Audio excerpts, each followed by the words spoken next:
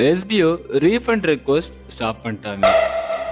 ஏற்கனவே இருக்க அஃபிலியேட் வேலெட்டில் உள்ள அமௌண்ட்டு வித்ட்ராவல் ரெக்வஸ்ட் கொடுக்கறதுக்கு காத்துக்கிட்டு இருந்த நபர்களுக்கும் ஒரு ஷாக்கான நியூஸ். வித்ட்ராவல் ரெக்வஸ்ட் உங்களால் கொடுக்க முடியாது. இதுக்கெல்லாம் காரணம் என்ன? என்ன ஆச்சு திடீர்னு? வணக்கம் உண்மையான உறவுகளே, உங்கள் உறவான கிளின்டன். எஸ்பிஓ இதுவரைக்கும் முன்னாடி இருந்த பிரச்சனைகள் எல்லாருக்குமே தெரியும். ஆர்பிஐ இஷ்யூ வந்துச்சு, டிரான்சாக்ஷன் இஷ்யூ ப்ரைவேட்டர்ஷிப்னால மட்டும்தான். இது மூலமாக தொடங்கி கடைசியாக ஒரு வகையான ஒரு பெருப்புள்ளியில் போய் நிப்பாட்டின மாதிரி ஆகுச்சு. அந்த இடத்துல பிரச்சனைகள் உருவாகுச்சு. அந்த பிரச்சனைகளுக்கு எல்லா பதில்களும் கொடுக்கறதுக்காக ப்ரைவேட்டர்ஷிப்பை ப்ரைவேட் லிமிட்டடாக மாற்றினாங்க. ஸோ அதுக்கடுத்த ப்ராசஸ் என்னவோ அதை கண்டினியூவாக ஸ்டார்ட் பண்ணாங்க.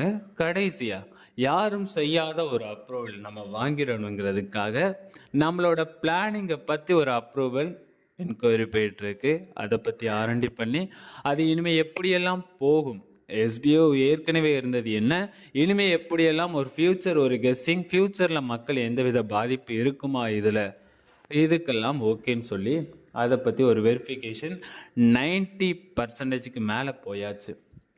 ஆனால் இப்போ ஒரு பிரச்சனை. இது கம்ப்ளைண்ட் கிடையாது, ஆனால் ஒரு இன்ஃபர்மேஷன் கொடுத்துருக்காங்க. ஏற்கனவே பெண்டிங்கில் உள்ள இதெல்லாம் சரி பண்ணிடலாம்னு சொல்லி ஒரு முடிவு எடுத்து ரீஃபண்ட் ரிலேட்டட் யாரெல்லாம் பண்ணியிருக்காங்களோ அவங்க ப்ராப்பராக மெயில் பண்ணவங்களுக்கு ப்ராப்பரான ரீஃபண்ட் போயிட்டு இருந்தது. ரீஃபண்ட் போயிட்டு இருந்ததை நோட்டீஸ் போர்டில் இத்தனை நபர்களுக்கு நாங்கள் பேமெண்ட் அனுப்பியிருக்கோம், இவ்வளவு பேமெண்ட் அனுப்பியிருக்கோம், அதை ப்ரூஃப் ஆஃப் எஸ்பிஐலையும் போடுறாங்க. இந்த ஒரு இன்ஃபர்மேஷன்லாம் கொடுத்துக்கிட்டு இருந்தாங்க. நோட்டீஸ் போர்டு அப்டேட் நல்லதும் இருக்குது, கெட்டதும் இருக்குது. நல்லது நமக்கு வெளிப்படையாக தெரிகிறது, அதே வெளிப்படையை தான் கெட்டதுமே. ஏன்னா குறிப்பாக நோட்டீஸ் போர்டோட இன்ஃபர்மேஷனை எடுத்து ஃபுல் ப்ரூஃபோட தான் சப்மிட் பண்ண முடியுது ஒரு இன்ஃபர்மேஷன் கொடுக்கறதுக்கு. ஸோ இது EOW ஒரு டிபார்ட்மெண்ட்டுக்கு போகுது, எக்கனாமிக் அஃபென்ஸ் விங், பொருளாதார குற்றப்பிரிவு. ஸோ ஒரு ஆன்லைன் ஜாப் இந்த மாதிரி ஒரு ஸ்கேம் பண்ணுற கம்பெனியாக இருந்தாலும், இல்லை ஒரு MLM கம்பெனி ஒரு பார்ட் டைம் ஜாப்னு ஒன்று கொண்டு வராங்கன்னா, ஒரு பிரச்சனை எங்கே போகும்னா ஃபஸ்ட்டு இந்த சைபர் கிரைமு, வேறு IT related, RBI issue, EOW இந்த மாதிரி இதுக்கெல்லாம் போகும். ஸோ இந்த இடத்துல EOWக்கு தான் இருக்குது. என்ன போயிருக்குன்னா, எஸ்பிஐ ஒரு பிளான் அப்ரூவல் வாங்குறதுக்கு முன்னாடியே எஸ்பிஐ அவங்களோட பிளானை ஸ்டார்ட் பண்ணிட்டாங்க, ஒர்க்கை ஸ்டார்ட் பண்ணி அவங்க பேமெண்ட் போட்டுக்கிட்டு இருக்காங்க. ஸோ இந்த ஒரு இன்ஃபர்மேஷன் போகும்போது அங்கே இருந்து EOW இடத்துல இருந்து ஒரு லெட்டர் வரும்போது அவங்க சொல்கிற மாதிரி எங்களோட சைடு எந்த வித பிரச்சனை கிடையாது, ரீஃபண்ட் யாருக்கு போகணுமோ அவங்களுக்கு தான், எஸ்பிஐ வேண்டான்னு சொல்கிற நபர்களுக்கு தான் ரீஃபண்ட் போயிட்டுருக்கு.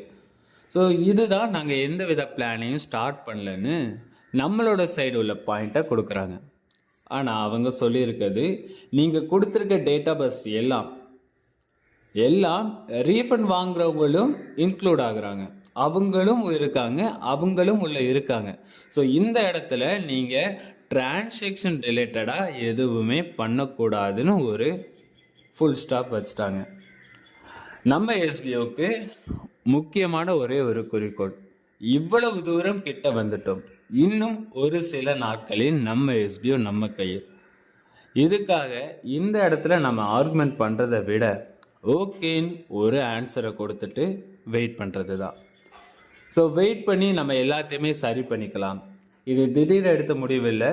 4/5/2024 லெட்டர் வந்திருக்கு. 2 நாட்கள் ட்ரை பண்ணியிருக்காங்க. 2 நாட்கள் ட்ரை பண்ணியும் ஏதாவது ஒரு விதத்தில் இந்த பேமெண்ட் எல்லாம் போடலான்னு போட முடியலை. இப்போ புரியுதா சில நபர்களுக்கு என்ன சொல்கிறாங்க, ஏன் சொல்கிறாங்க, எதனால் சொல்கிறாங்கன்னு ஒரு அண்டர்ஸ்டாண்டிங்கில் இருங்க. மிகப்பெரிய ஒரு வருத்தம், இனிமேல் நமக்கு ஸ்கூலெலாம் தொடங்கிற போது, காலேஜ் தொடங்கிற போகுது, எஜுகேஷன் ரிலேட்டடாக நிறைய ஒரு இன்கம் தேவை, ஃபினான்ஷியல் ரிலேட்டடாக ரொம்ப சப்போர்ட் தேவை. கிட்டத்தட்ட 6 மாதம் ஆக போகுது. இந்த 6 மாதத்துலேயும் நமக்கு எஸ்பிஓ நம்பி இருந்திருந்தால் அவங்களுக்குன்னு எஸ்பிஓக்குள்ள ஒரு இன்கம் இல்லை, அதுக்குன்னு எஸ்பிஓ மேலே ஓகே ஒரு வகையான ஒரு வழிகள் இருந்தாலும் அதை நம்ம ஏற்றுக்கிட்டு தான் ஆகணும். ஏன்னா 6 மாதங்கிற போராட்டம் நமக்கு இனிமேல் வருஷந்தோறும் ஒரு சந்தோஷமான நியூஸை தான் கொடுக்கணும் எல்லாருமே நம்பலாம். ஸோ இதையுமே சில பேர் நம்ப மாட்டாங்கன்னா நோட்டீஸ் போர்டில் அந்த ப்ரூஃபை சென்ட் பண்ணியிருக்காங்க. ஸோ அந்த ப்ரூஃபை நீங்கள் செக் பண்ணி பாருங்கள். நோட்டீஸ் போர்டோட இன்ஃபர்மேஷனை செக் பண்ணுங்கள். குறிப்பான டேட் கொடுக்க முடியலை, கவர்மெண்ட் சைடு இருக்கனால மட்டுமே. ஸோ இந்த டேட்டை இன்னும் ஒரு சில நாட்கள்னு சொல்லியிருக்காங்க. ஒரு சில நாட்களில் எப்போ வரும்னு பார்க்கலாம். இதனால தான் வித்ட்ராவல் ரெக்வஸ்ட் ஸ்டாப் பண்ணியிருக்காங்க, ரீஃபண்ட் ரெக்வஸ்ட்டையும் ஸ்டாப் பண்ணியிருக்காங்க. ஸோ மெயில் வரலை, ரீஃபண்ட் ரெக்வஸ்ட் எங்களுக்கு அமௌண்ட்டு வரலை, வித்ட்ராவல் ரெக்வஸ்ட் டேட் எப்போ, இது எல்லாம் கேட்காதீங்க. எப்போ நம்ம நியூ பிளானிங் ஸ்டார்ட் ஆகுதோ, எப்போ நமக்கு அந்த அப்ரூவல் வருதோ அப்போவே இருந்தால் ஸ்டார்ட் பண்ண போகிறாங்க. இது ஒரு சங்கடமான விஷயம்தான், இருந்தாலும் பார்த்துக்கலாம். நன்றி உறவுகளே, அடுத்த வீடியோவில் சந்திக்கலாம்.